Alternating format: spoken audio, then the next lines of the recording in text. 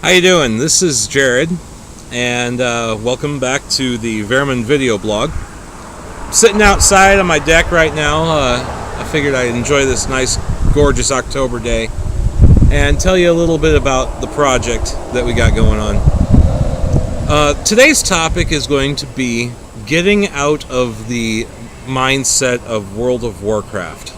I've had a lot of people asking me questions about this game so far, and just to give you an example, someone said,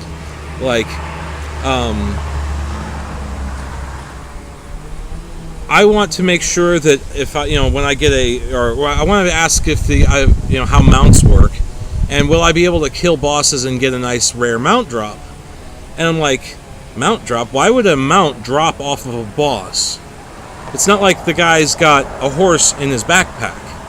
This is something I think a lot of people need to understand. In my game, in Vermin, mounts are not going to be objects that are in your inventory. You don't hold on to a big-ass horse or a lion or a cat type of mount in your inventory. You don't collect a bunch of summonable magical mounts that all of a sudden appear under you after 1.5 seconds of, cast time. Mounts are in the world. Mounts are animals, just like any other animal, but they have a certain amount of loyalty to you. They allow you to ride them. They understand who owns them. There is an actual plan for animal husbandry in the game. So, how you acquire mounts is you don't go to a vendor, buy a little icon that says, use this to learn how to summon this mount. And then when you use it, it goes into your mounts collection where you double click it, and after, going boom, boom, all of a sudden you're sitting on a horse. That's not how it works in Vermin. How it works in Vermin is you have your horse that you tame from the wild, and you ride it, or you trail it behind you on its leash, or on its reins. And or you ride it into town, and you want to go in a building. You dismount at the hitching post, and I'll make it easy so you don't have to actually do anything special. If you dismount within a certain area of a hitching post, or you just double click the hitching post, it'll automatically dismount, and you'll hitch your horse to the hitching post. All of these things are important because, one, you don't want to have mounts being easy to get. I understand in a lot of games mounts are a gold sink, but you want to make it so that you can get mounts without having to spend any money. If you want to, you can train up your animal husbandry skill, your taming skill, your basically those kinds of skills in order to be able to tame horses. And in order to tame horses, you're going to need to have quite a high amount of skill. You're going to have to start small. And of course, you're going to need to have these other smaller animals anyway. Using animal husbandry on chickens and roosters and pigs and stuff is going to be important, because this is another reason why food has to be important. What's the point of taming all these smaller animals to build up your skill to get your horse if those smaller animals are just fodder? No, you want to be able to manage these smaller animals because people are going to need to eat. Where do you think people are going to get food from? There are actual players out there in the world. I know this is hard to understand for the combatant types out there. There are actual players out there willing to play a game where they are a farmer or a rancher. Just look at Farmville on Facebook. There are people out there who would like to be able to be a farmer, or they want to build up a farm like that and manage their own farm. So imagine having someone who is training up their animal husbandry. They get themselves some horses. The city government that they happen to be in has built them a building, or they've had a building built for them that is a ranch, and they have a guild. It would actually be a guild that would be owning that ranch, and the members of this guild would be doing all sorts of different things, from keeping horses or chickens and pigs and sheep and stuff, because heck, the people making clothes need to have their wool, as basically suppliers to these other crafters. But imagine having a bunch of horses and being able to breed the horses and sell the horses. Now this keeps horses from being and other mounts from being very common. We don't want to have everyone just automatically having a horse, but it's getting away from the whole paradigm of you have to kill some raid boss in order to get something special, or you just buy it from an NPC. Well, where did the NPC get it from?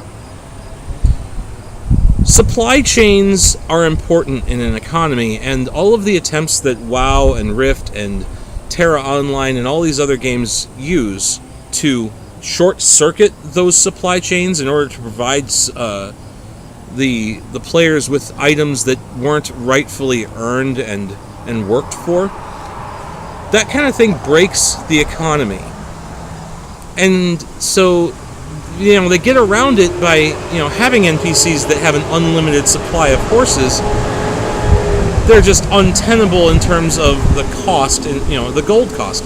What if you don't have that much gold, but you practice and work towards getting your skill up to earn it in a different way?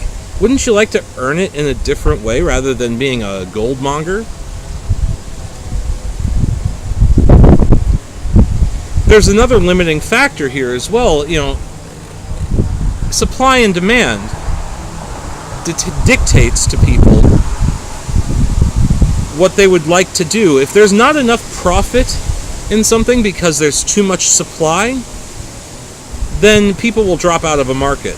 But if there's not enough supply, that means profit is huge because there's, the demand is exceeding the amount supplied.